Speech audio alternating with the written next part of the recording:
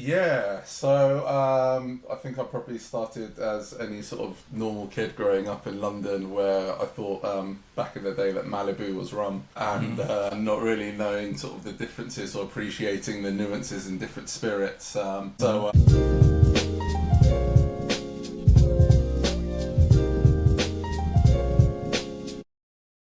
Hello and welcome back to a new episode of the Global Glug. My name is Renato Molo, and today I'm with Marcos Pilavakis. I hope Well I pronunciated. So okay. yeah, it's The creator of Rum Interest, a social media platform. He will going to tell us more about his activity.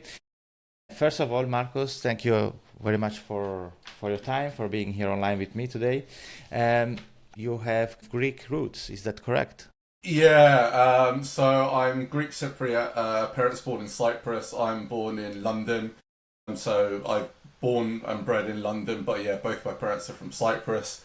But I'm a bit of a nomad. I've lived all over. I've lived in France, Mexico, Venezuela, Malaysia, and then now back home for the last few years.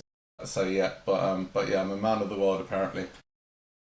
You have spent a lot of time also so in Venezuela. I read an article on the Rum Lab. Yes, And is it there where your passion about rum was born? Can you maybe tell us why, how, yeah, how did you end up loving rum that much? yeah, so I think I probably started as any sort of normal kid growing up in London, where I thought back in the day that Malibu was rum, and Mhm. not really knowing sort of the differences or appreciating the nuances in different spirits. And then I had a wonderful opportunity to go. I studied Spanish at uni, wanted to perfect my Spanish, and I got the opportunity and I got a job offer randomly in Venezuela. I knew very little about the country, but I quick Googled seeing the beaches and thought, I could spend some time here. Mhm. So I went over to Venezuela, and I think I probably drank vodka back in the day, and dare I say it. But I started obviously being around a lot of people that were whiskey lovers and rum lovers, but rum sort of started hitting a sweet spot for me. So my first sort of epiphany moment that I really loved rum was I'm an Arsenal fan, so we just finished the Okay. semi final in the Champions League over there. It's going back many years ago, and someone invited me around to their apartment, and they brought out a bottle of Pampero Aniversario, and Classic rum. it's beautiful, and it's not a bad rum to start the journey on. Exactly, yes. So yeah, I asked, hey, as you did back in the day, can I get this with some Coca Cola? And I swiftly got a slap around the head, and the person went, just try it first. And from the moment I sipped it, um, I knew that rum was my drink, and I think from that point on, I may have gone through a fair few bottles over my year in Venezuela. And before I knew it, I started. I had a collection before I knew I had a collection of rum. And I guess now, yeah, I've got a nice rum room and some sort of. I think I've got about 700-800 bottles of rum Okay. in the house. So yeah, the obsession and love for rum has grown. So after your stay in Venezuela, you came back to London and you decided straight away to start your website. Can you maybe explain us what you are exactly doing? So I wish it was so romantic and so smooth, but it was no. I came back and I think I started going to some rum festivals and trying new rums, but I didn't really have I liked my Spanish style rums back in the day, and then it was actually going when I was moving house. I realised actually I built up quite a collection. Didn't quite know the value. I ended up stupidly opening up a Foursquare 98 bottle, which carries quite a bit of value now. And Yeah. I moved there. I went, oh, what's this bottle? I'll try some whilst I'm moving. And yeah, wish I'd kept that one closed. But no, I said I started having a collection.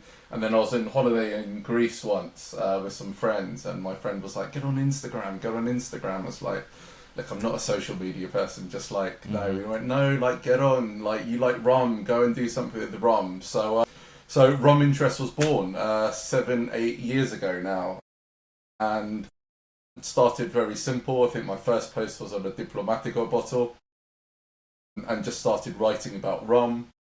Before I knew it, companies started reaching out, asking if they could collaborate. I started attending more festivals, and it's just grown from there. So, said 7, 8 years in now. I've had the pleasure over the last year of working at the London Rum Festival. I'm representing a brand called Colours of Rum. I was in Poland representing a Haitian claran called Scent Benevolence, which is a great rum that does a lot of community work. Was over in Berlin doing the same as well.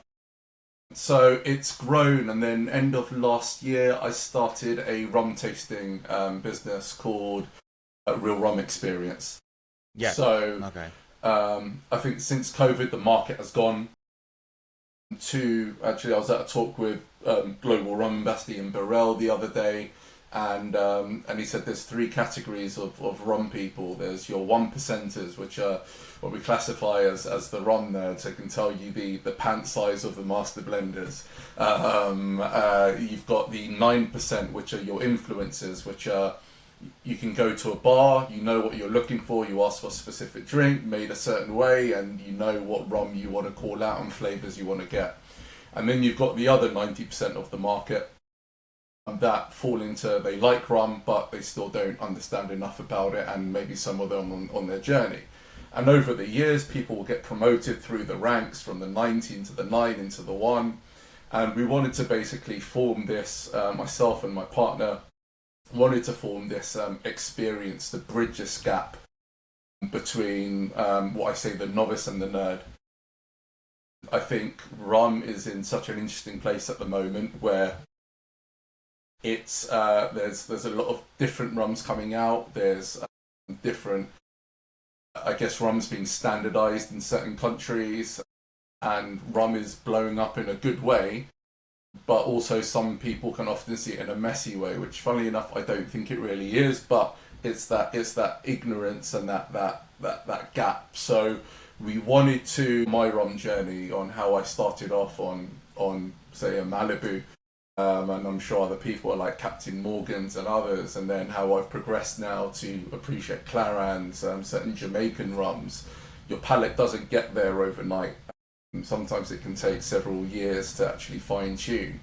And so we wanted to start this experience to help bridge people and open up people to the diversity of rum. But also we wanted to put this experience side to it as well. On not just, we didn't want people to have it just as a memory, like they had a good time, they buy a bottle, it sits on the shelf and they think they can only drink it neat. So how can they use it, whether it's a pairing, whether it's in a cocktail, how to make a classic. So with all our events, we try and bring an experience to it so that we're not only just talking to them about the liquid, but actually educating them on how to taste it and what to do with it as well. So a long-winded answer. It's been a few years, but yeah, I've just been very, very lucky now to have to be connected with some inspiring people within the community, and I'm hoping that I can just do the same and inspire some others in the same way. Yeah, it's amazing when I see your Instagram profile and I see the people you see. I saw you recently, you were at Campari. I don't know exactly. Yeah, Campari House with Ian Burrell. I think 2 days ago. Just come back from St. Lucia as well, visiting St. Lucia distillers, and then Colombia coming up in 2-3 weeks time. Exactly. Yeah, we will meet in Colombia in Medellin. So can we say that your activity with Rum Interest is your activity, 100% activity, or it's just kind of, I can say, like an hobby?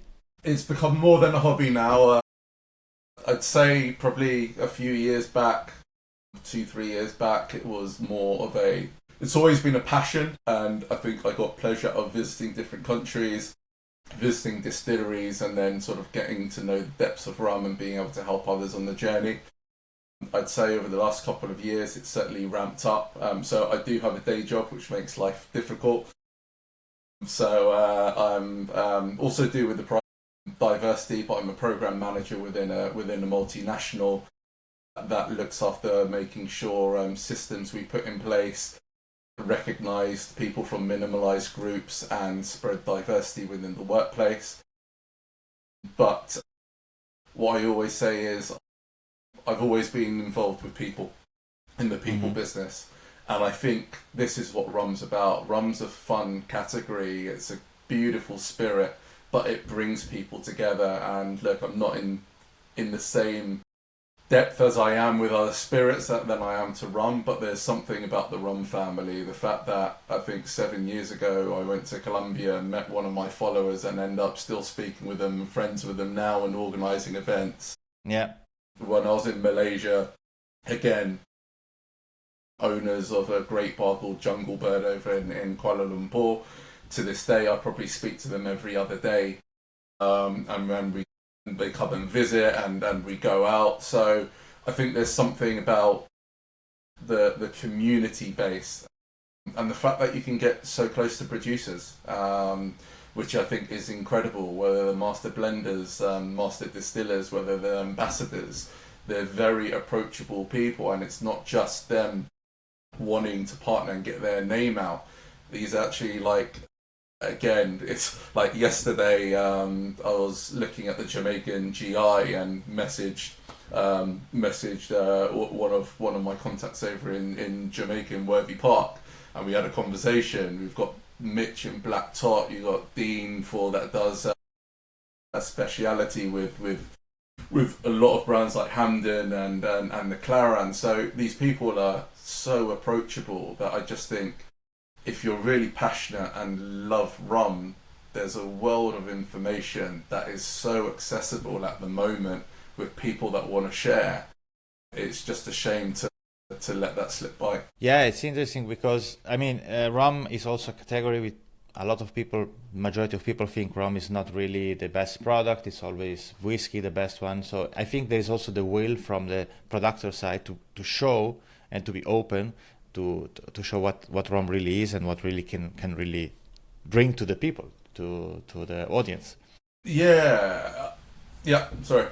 What really rum is, basically, because sometimes everyone started like me. I started with Diplomatico. I remember I was in Switzerland. I'm from Switzerland, and the first rum I was drinking was Diplomatico, and of course it's amazing, but it's also really sweet. Yeah. And when you get out, you realize that rum is not just sweet or not just for cocktail. It's another world. But as you said, the majority of people think that rum is maybe sometimes like an underdog. Once you understand it, you can discover way more than what you're drinking. Yeah, as I even reading last night in preparation for the event I'm doing in a couple of weeks' time, it's I said people see rum as really unstructured, and actually there's a lot of structure in rum. I think last night I was reading there's 4 GIs, geographical indicators. You got the Jamaican one, which is just passed now. You've got countries like Martinique, Australia, putting something through now as well. St. Lucia's as well, I heard. St. Lucia. Yeah, I mean, you've got, they say they're all setting standards now, like Venezuela. Even if you look at a country like Venezuela, okay, you've got the 2 years minimum, you've got what you can add in, what you can't add in, where the bottling has to happen. But I think where it's maybe confusing for people, where they think it's unstructured, is that it's not one rule across the whole board. Each of these countries where they've got their GIs, they're doing something specific to their country to protect what's theirs. So Jamaica won't have any ruling on aging, but then you've got maybe Martinique where there is something around aging. It said you've got size of your casks. You've got Venezuela, you're allowed to put additives in it. In countries like Martinique or Jamaica, you're not allowed to put any additives in it. So it's all these things, and what you're saying about the sweet, there's this conception that, rum's sweet. And people think, but it comes from sugarcane. And it's like, well, yes, but you've got brandy comes from fruit. So if you're not adding sugar into or other sugar substances in there, then yeah, you look at there is a sugar, the sugarcane product at the beginning of all rums, but we're not adding, like there are some brands that do, and there's more transparency around that. But I think to that point, it's always important to say to people, if you like a sweeter rum, like a Diplomatico, or I'm not going to sort of name a whole load of them, but if you like that sort of Spanish style sweeter rum, that's fine as long as you know what you're having. It's just like if someone was to add something to your food or an ingredient, you want to know what those ingredients are, and it's the same way. And it's not to tell people you're right or wrong, and I think it's wrong when people go, you shouldn't like this, they're doing this. As long as they know what's being done, it's okay for them to like it, because everyone's palate's different. We don't go to a restaurant and order the same food like everyone, or we don't order the same drink, or we don't like our drink served the same way, so we've got to respect the palates. But I think helping those people along the way, just like yourself, as you said, you like Diplomatico, I like Diplomatico, I still do like Diplomatico. But I've also been privileged enough to go and have other rums and taste the other side of the spectrum, and I can make up my mind on what rum I want on what occasion. And I think that's really the key, giving people the knowledge and the tools to be able to make informed decisions rather than being misled with false marketing. Yeah, that's the problem sometimes, of course, marketing. We know a lot of brands. I also do rum tasting here in Cartagena with chocolate. And people sometimes ask me, the higher the number on the label, the best the rum is, the better. Not always. So the Solera system exactly. is a lovely deceiving one, but yeah. Exactly, it's a bit deceiving sometimes. But yeah, anyway, this is a hard work for people like you. And how do you organize your events? How does it work exactly? So a lot. I mean, look, I've been very thankful. Where in the UK, I think we were one of the. I was along with actually a close friend of mine. We were the first people to actually start sort of independently, sort of writing about rum from a social media point of view. There are other really respected figures in the industry that go into the highly technical sort of areas of rum, but this was like just writing out rum for the sake of trying rum and sort of bridging people. So there was a couple of us that started. So thankfully we've been around enough where people sort of recognise our page if they like rum. No Hollywood star by any means, but in the rum sector, people know a few of us, and we've got a close rum circle. So a lot of people are ones that actually want that community base and want to try the variety. And also, rums can be quite expensive now. And some rums like Foursquare, for example, they're out, and then before you know it, they're gone. And there's some great punchier rums which are coming out, like the funky flavours of Hamden from Jamaica, where people don't quite want to invest in that bottle yet because they haven't had the opportunity to try. We try and keep intimate, so around 20 people. It's a monthly event. We do it in a rum bar called Merchant House in London. It's a great little rum bar. Through social media and through word of mouth, we've got a mix of what we say are rum family, so people that are passionate about rum and just enjoy that journey and want to discover. And then through word of mouth, new people are coming in, and what they're finding is we try to create a very relaxed atmosphere. We're not there to give a in-depth history lesson. We're not there to get into huge technicalities. Do we go through distillation process and fermentation? Absolutely. Do we talk about the history of rum? Yes, we touch, because I don't think that should ever be overlooked, because it's a really, really important phase. But we also make it spirit forward and try and get people into it from a different angle. And also the history of rum. I read a lot of books about the history. It's amazing. Of course, it started everything with the enslaved people, etc.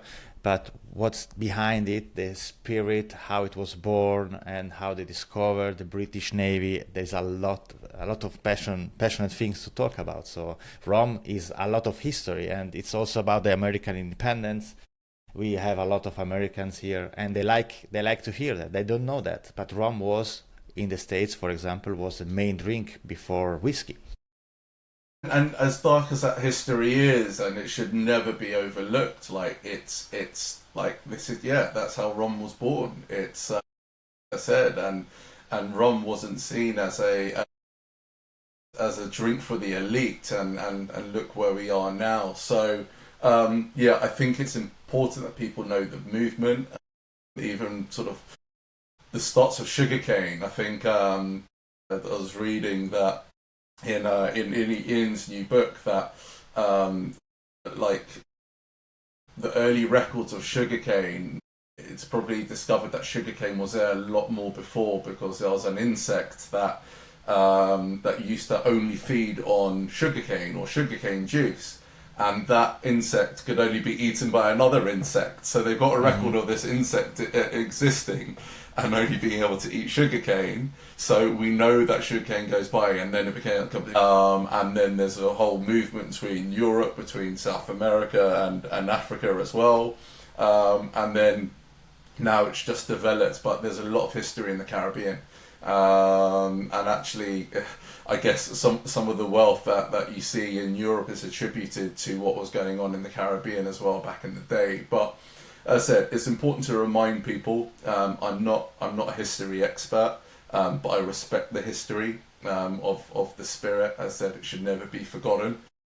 And now it's reminding people of that, but also hopefully putting a modern spin on rum to not make people think it's just either something they had a terrible hangover on when they're young, or it's a drink that their grandpa used to have, and so they don't associate it as something sort of modernized and cool. That's happens a lot in our tastings. When we ask about rum, they have bad memories about the early hangovers when they were younger. And I guess additives will do that to you to a degree, or quantity as well. But as I said, actually most rums don't add anything in there. Mm-hmm. It's like, and this is it. There's a bad reputation from a few. But as I said, you always hear complaints over good news, and it's the same with the rum world. And the whole point is to start breaking down those misconceptions that there exist, but also just getting people to be adventurous and go, hey, there are some well-marketed rums that charge you £100 plus. That's being generous. Or there's some rums that are charging you £40-50, like $60, and they are very good quality rums, no additives, and can give any whiskey, bourbon, cognac a run for their money.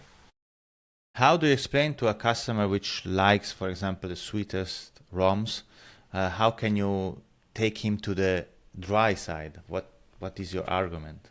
So I think the first rule we always have in my experiences that we do is that we don't judge people. Of course. And I think, as I said it before, I think it's wrong that we do, because we all started, and unless you've been very lucky to start on some of the top rums, we all started somewhere.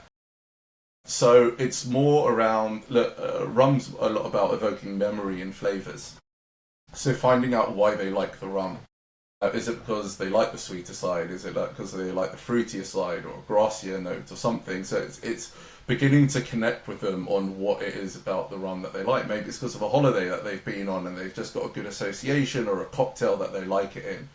And then from there, thinking about what bridge rums there are. Now, you're not going to go from someone from a Diplomatico and put them on a Hamden, like if they haven't done that journey before, because it will just blow them away. You're also not going to give them cask strength, because again the palate's not prepared. So there are some great, what I call bridge rums, and happy to name in, I think, something like a Dorley's XO from Barbados. I think it's a fantastically versatile rum. It's a sipper, can be used in cocktails, but it's just got those nice, naturally sweet. And people, again, have got this conception when you think sweet, it means sugar. It's like, no, these are naturally sweet, no additives. You've got something like a Chairman's Reserve, which again, very approachable. Yes, you've got those fruitier notes, but you've got some grassier notes in there as well, so a few more vegetal. So again, these are rums that are very, very approachable and can help see people over. And then if you're looking even South America, you've got ones like Aniversario, you've got Santa Teresa, which I'm a huge fan of as well.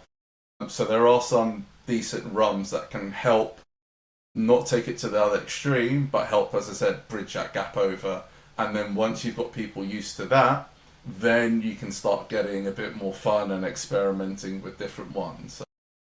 And I think the other last bit, which I say to people when they come to the experiences and they've got 5-6 rums in front of them, I always say, you don't have to like every single rum you're going to try today. It's like, again, I go to a restaurant, if you order 5 wines, you're not going to like every one of the wines in the same way. If you order 5 different, if you go to a restaurant and you find 5 meals on the main meal section that you like, I mean, I think that's very lucky. Normally 1 or 2 stand out. So it's the same thing when you go to these tastings.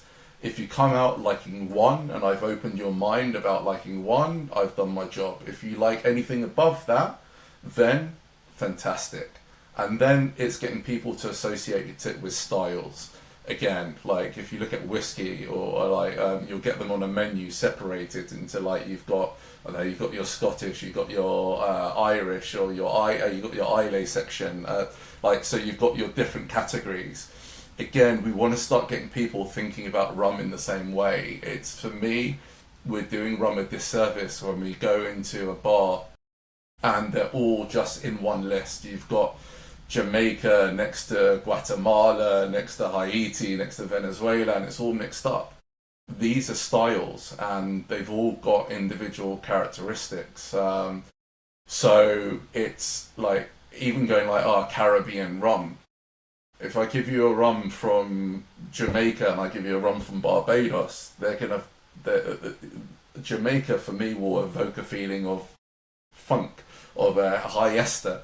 So you've already got a feeling of what you're going to get when you're going to it. Barbados, I expect something more subtle, a bit more smoother, naturally fruity, naturally sweet. Whereas if we put them together, people can't really make that distinguishment.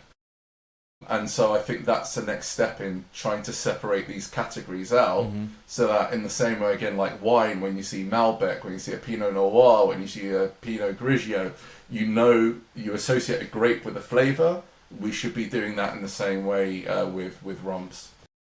Yeah, it's difficult. Again, rum is made everywhere in the world, kind of now, and different styles, different flavors. I sometimes also, just to show our customers, I have some Hamden rums, and you open this bottle and people are like, they smell it and like, wow, this is incredibly strong. And my personal opinion, I'm not really fan of high ester rums, and I can understand someone who doesn't like it compared to a Dorlis, for example, a Mount Gay or another Foursquare rum.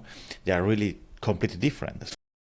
I wanted just to ask you, the formats you offer your tasting are always based on a category or, for example, a topic. How does it work?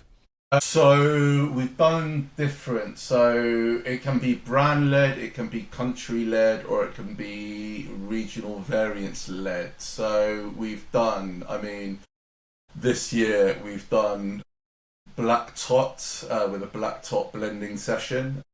So that was around sort of the Navy rum side, and that's got in like their master distillers blend. They've got a variety of countries and history in that.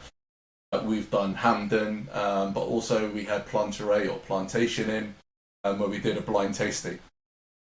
So we had I think Peru, Belize, Jamaica, Barbados, and so people can sort of, again, it takes away from their preconceptions of what rum they're expecting to see or taste, and then they're depending completely on their sensory side of things. So I think it depends on, we tailor it to the brand. Some exciting stuff coming up where British rum is making a surge.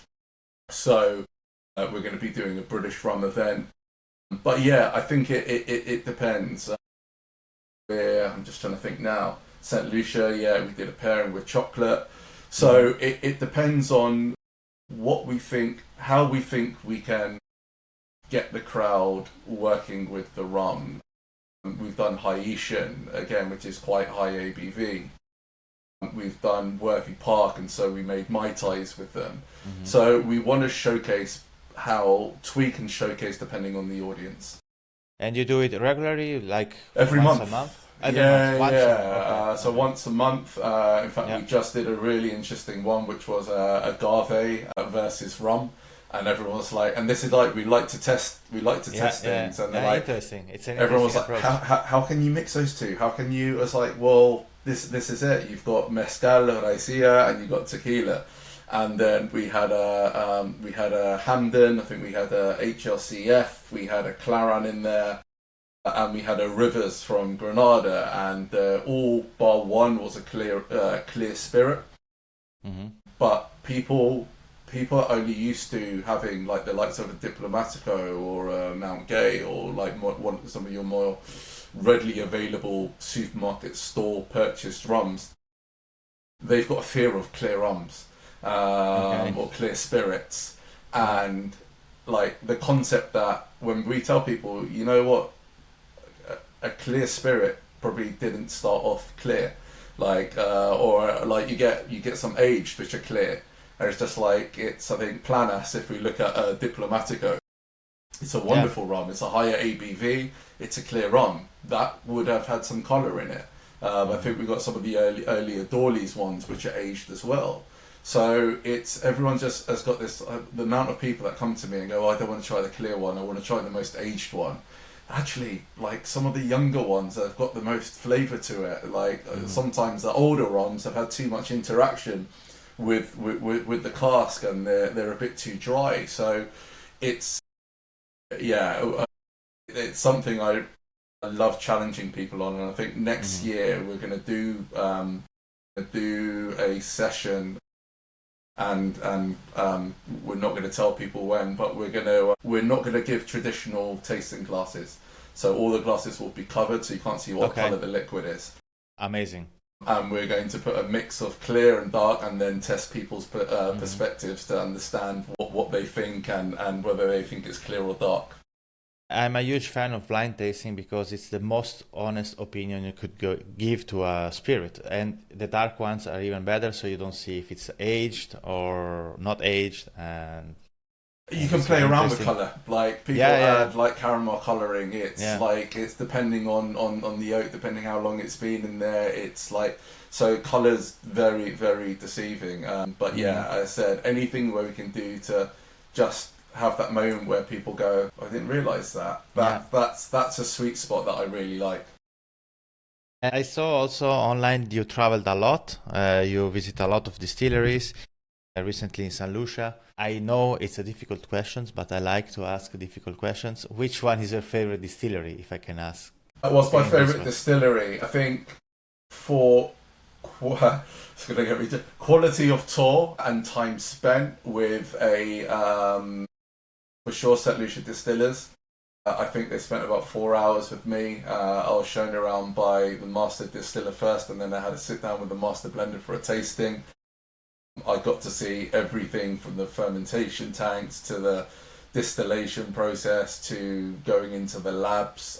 It was like nothing was off limit, and I think to gain that insight and be taken around with the people behind the unspoken heroes behind the liquid stood out.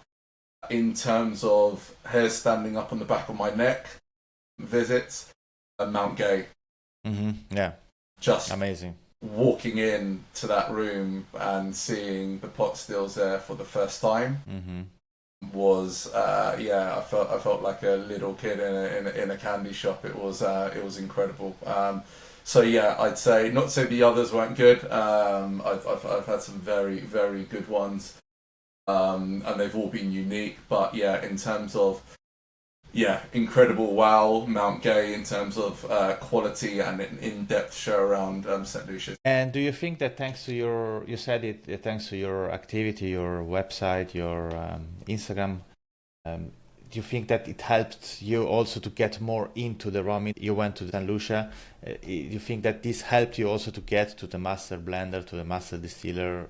It opens you the door, Well, like without doubt. I mean, look, you can do it without and connections and contacts, but I think being one of the earlier ones and the fact and frequenting, so it's not just the account. The account now I kind of use as my own personal diary of events, but the frequency of going, whenever there's a tasting, I try to be there. Yeah. You try to ask questions, you spend time with people.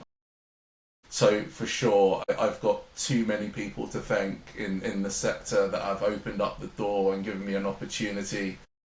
And even now, like, that to have the opportunity to work on stands in rum festivals, interact with different cultures. Yeah. It's amazing.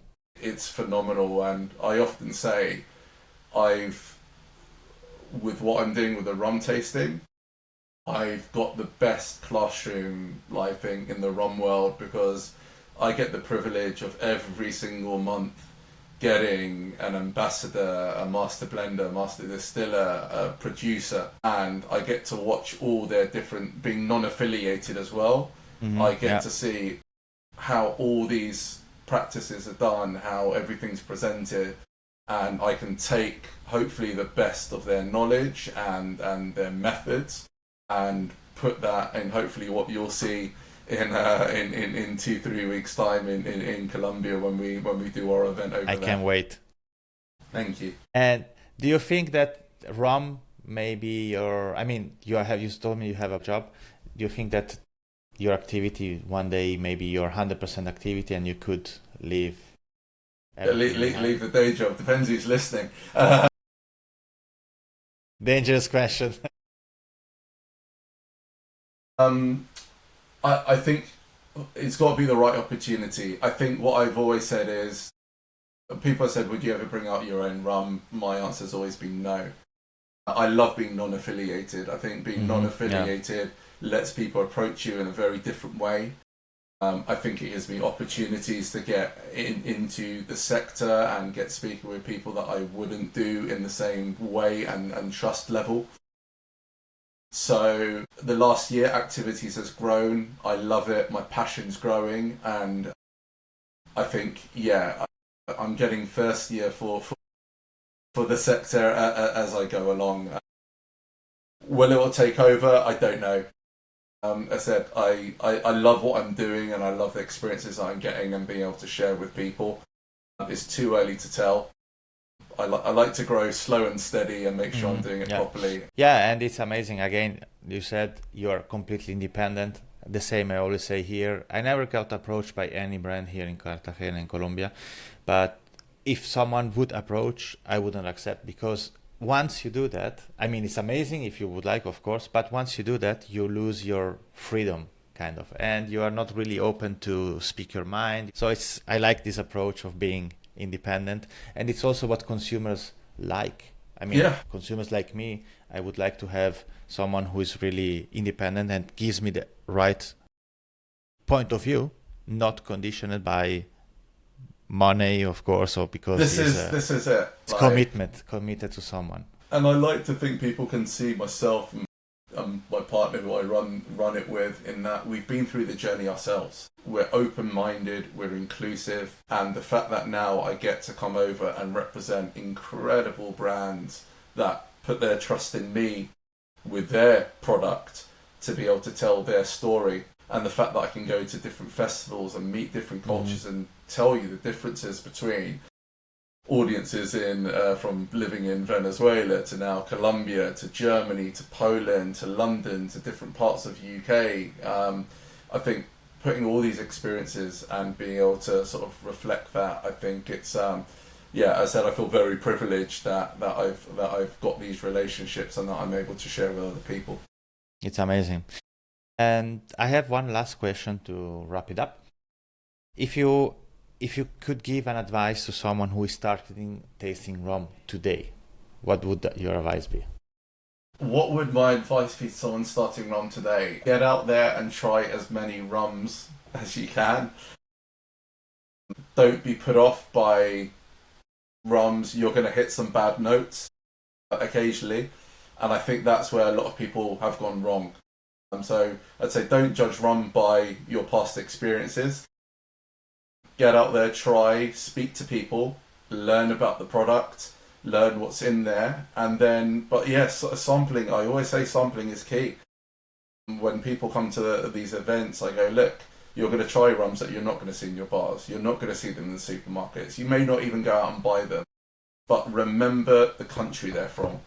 Remember the style. I want you to come to our events and go, we went to a Jamaica rum tasting, or we went to a St. Lucia rum tasting. And yeah, I like those rums. So when you go to a bar, instead of just going, oh, can I get an old fashioned, or can I just get a straight up rum? You can go, do you have any rums from St. Lucia? And you've already given who you're working with, or the barman that you're going to be working with, an idea of what flavours you like. So if they don't, you can go, what can you recommend me? And even that conversation is a fantastic way to start your journey. And if you're really passionate, get some books. Like, there's no, you don't need to get into, like, I am a rum nerd. Like, I love reading about the fermentation. I get excited about reading about yeast and different distillation processes. And I still try and wrap my head, and however many distilleries I visited, it still, like, blows my mind. And I still think whenever I've understood it, something comes up and I don't. But there are more simpler books on just how to approach things. And yeah, as I said, the more you can test your palate, blind tastings are a great way. So another little, I'd say, clever tip I do is, if you've got several rums at home, do a blind tasting, and then your number one rum that you've got from that tasting, put that number one rum next time in the next time you do a blind tasting, and see where it turns up in the ranking. And you may find surprised at how your palate's developing, and your Diplo that was number one may end up slowly at number two or number three as you start discovering other stuff. So yeah, long advice because I could talk about it all day, but the key is experiment and ask questions. Exactly, yes. There's a lot of information outside on the web. There are a couple of websites as well which are amazing.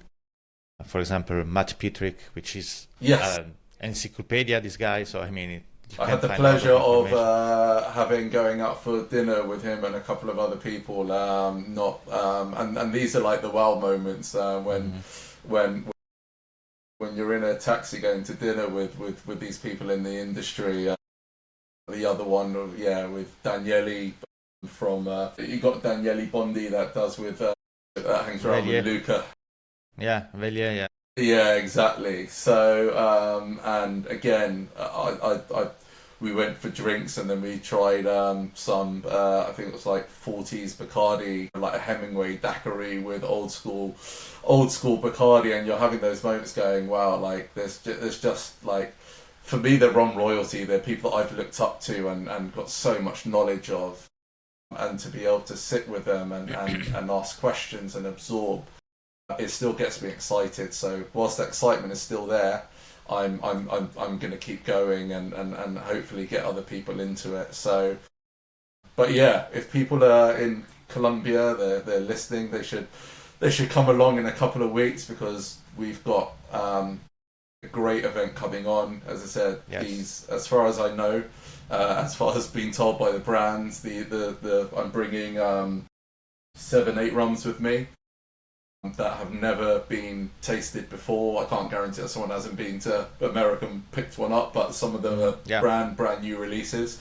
So there's never been a official rum tasting with these brands in Latin America. Yeah. It's not really the market here, Colombia. It's always difficult for me to get the rums I like. I have to travel or friends coming over, but here the market is basically restricted for rum. Yeah. And so I'm excited to taste Black Thought rums. To be honest, I tasted just once Black Thought, and I'm so curious to see what you're going to tell us, to show us, and also to teach us. No, I'm looking forward. And Black Thought, if you're interested in Black Thought, we've got their brand new release, which just came out in, I think, October, called the Historic Solera. Yeah. So that's going to be a first for the continent that we bring over, and we've got the Master Blenders Reserve 2024 as well. So we've got some fantastic liquids that we're going to be trying and talking through. Excited. So I'm super excited to be able to share with all of you. Thank you very much, Marcos, for your time, and see you on a couple of weeks. Yeah. Only a couple of weeks away. But no, very excited. Thanks for hosting me today. Thank you for your time. It's been great speaking with you. And yeah, I look forward to picking up our conversations in a couple of weeks in Medellin. Thank you very much, Marcus. Fantastic. Take care.